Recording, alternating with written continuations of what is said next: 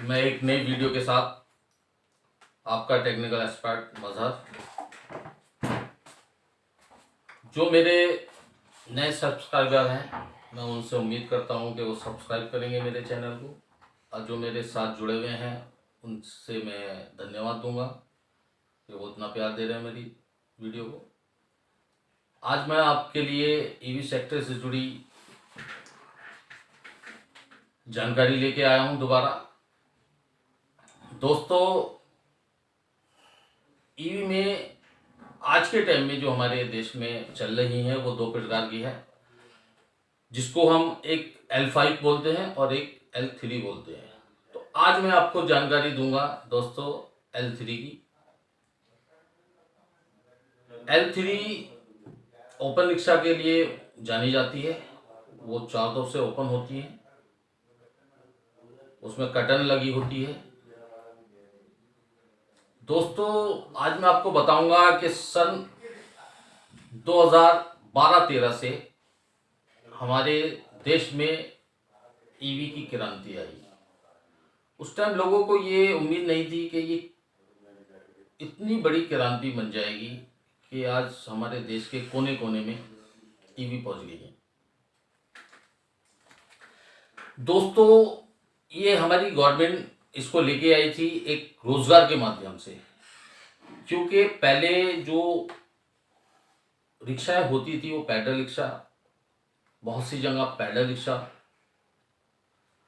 बहुत सी जगह आपने देखा होगा हाथ से वो रिक्शा खींची जाती थी, जैसे एज लाइक कोलकाता। दोस्तों, उसमें आदमी अपनी जान लगाता था, अपना पसीना बहाता था, बहुत सी जगह खून भी बहाना पड़ता था। पैर में कुछ लग जाए, हाथ में कुछ लग जाए, छाले पड़ जाते थे। उसको देखते हुए गवर्नमेंट ने निर्णय लिया कि हम एक ऐसा माध्यम लेके आए रोजगार का लोगों के लिए, जिसमें उसको आराम भी मिले और उनकी इनकम भी हो जाए। तो वो लेके आए इलेक्ट्रिक व्हीकल्स में ई रिक्शा। कहने को तो ये ई रिक्शा है, आज भी बहुत से लोग इसको दूसरी निगाह से देखते हैं, लेकिन मैं कह रहा हूं कि आज इससे बड़ा रोजगार कोई नहीं है। इसके माध्यम से लाखों करोड़ों लोग जुड़े हुए हैं, इंडस्ट्री लगी है, चला रहे हैं लोग, और जो पैसेंजर इसमें बैठते हैं उनको भी आराम मिलता है। तो दोस्तों, आज मैं आपको L3 के बारे में बताने जा रहा हूँ। सन 2012-13 से स्टार्ट हुआ हिंदुस्तान के अंदर। गवर्नमेंट ने चालू किया इसको, क्योंकि पैडल रिक्शा थे 400, 500, 1000, वहाँ पे चालू किया। और धीरे धीरे लोगों को समझ में नहीं आया कि कैसे ये चार्ज होगा, कैसे क्या होगा, लेकिन धीरे धीरे लोगों को जानकारी हुई, लोग इसकी तरफ आकर्षित हुए, और ये धीरे धीरे रोजगार का माध्यम बनता गया। इससे लोग जुड़ते चले गए। जो L3 है उसमें differential, motor, controller, seat, horn, meter, roof सब वैसे ही लगता है जैसे L5 में लगता है। इसमें प्राइस में डिफरेंट है। दोस्तों,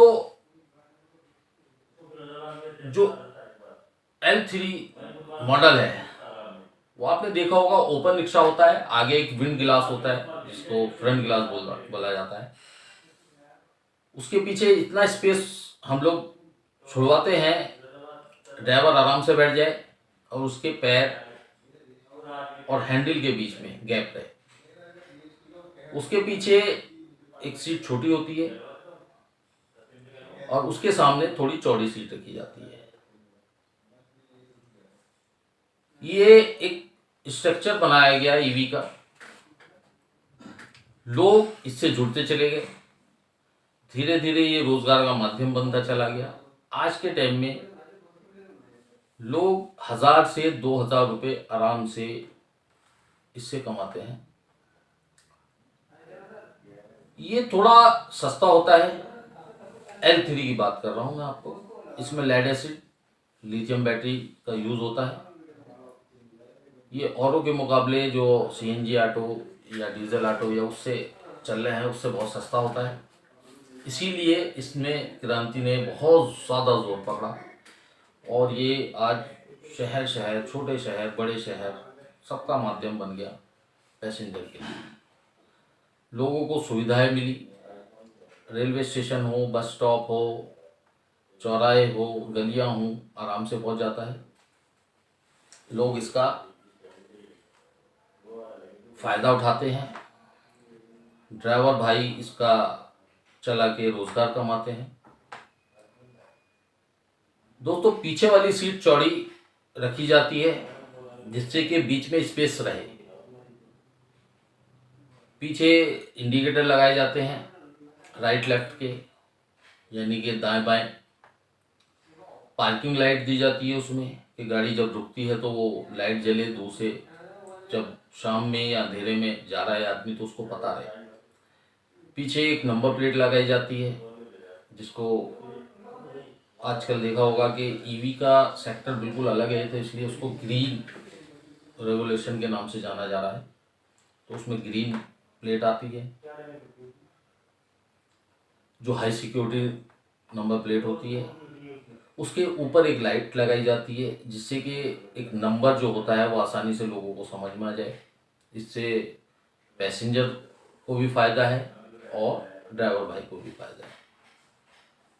जो चौड़ी सीट होती है उसके सामने एक छोटी सीट दी जाती है क्योंकि इसके मापदंड ऐसे हैं। जो एजेंसीज हैं जो इसको सर्टिफिकेट मुहैया कराती है, उन्होंने एक क्राइटेरिया बनाया है कि कितनी लेंथ होनी चाहिए, कितनी इसकी चौड़ाई होनी चाहिए, कितना इसका स्पेस होना चाहिए, वो सब बना के रखा है।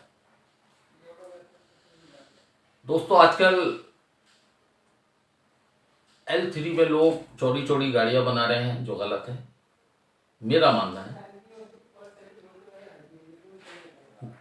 चेचिस L3 में उतना ही बनाया जाए जितना उसको एजेंसी ने कहा, क्योंकि इसका ऑडिट होता है। वो ऑडिट में इन्वॉल्व होते हैं तो उनको फिर परेशानियों का सामना करना पड़ता है, क्योंकि इसमें इंचेस का हिसाब होता है। इंचेस का 27 इंच, 28 इंच, इस टाइप से चलता है इसमें। इतनी चौड़ाई, इतनी लंबाई। L3 जो है उसमें कई प्रकार की यूज़ आप कर सकते हो टायर का। उसमें आजकल ब्रांडेड टायर आ रहे हैं, सीएट का आ रहा है, टीवीएस का आ रहा है, MRF का आ रहा है, राल्को आ रहा है। इसका टायर की जो लेंथ होती है वो 375/12 इसमें यूज़ करते हैं। पहले एक टायर है 90-90/12 आता था, लेकिन धीरे धीरे टेक्नोलॉजी चेंज हुई, लोगों ने पसंद करना शुरू करा 375/12। वो थोड़ा हैवी टायर होता है, 90-90/12 से थोड़ा सा बड़ा होता है लेंथ में। वो L3 में आराम से लग जाता है। नीचे बैलेंस रोड यूज़ करते हैं जो बैलेंस बना के रखता है। नीचे ही बैक शॉकर यूज़ करते हैं जो थोड़ा सा गड्ढों में उसको थोड़ा सा मजबूती प्रदान करता है। उसमें कमानी यूज़ करते हैं। उसमें आपको ब्रेक रोड जिसको बोलते हैं, ब्रेक का देते हैं। उसमें हैंड ब्रेक यूज़ करते हैं। आगे का स्ट्रेचर, पहले डिजिटल मीटर अब आ गए हैं, पहले नॉर्मल मीटर चलते थे सुई वाले, अब डिजिटल आ गए हैं। हेडलाइट लगाई जाती है, हैंडल होता है। तो दोस्तों, ये था L3 का जो मैं आपको बता रहा था।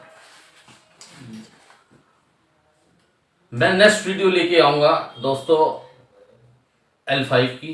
उसके बारे में मैं आपको बताऊंगा कि L3 और L5, क्योंकि आज मैंने L3 के बारे में बताया, तो अगली वीडियो में मैं आपको कंपेयर करके बताऊंगा L3 और L5 में क्या डिफरेंट है, कौन सा बेटर है, कौन सा आप यूज़ करेंगे तो किससे क्या फ़ायदा बेनिफिट होगा। उस तो अगली वीडियो का मेरा इंतज़ार कीजिए दोस्तों। आज के लिए इतना ही, धन्यवाद, नमस्कार, थैंक यू।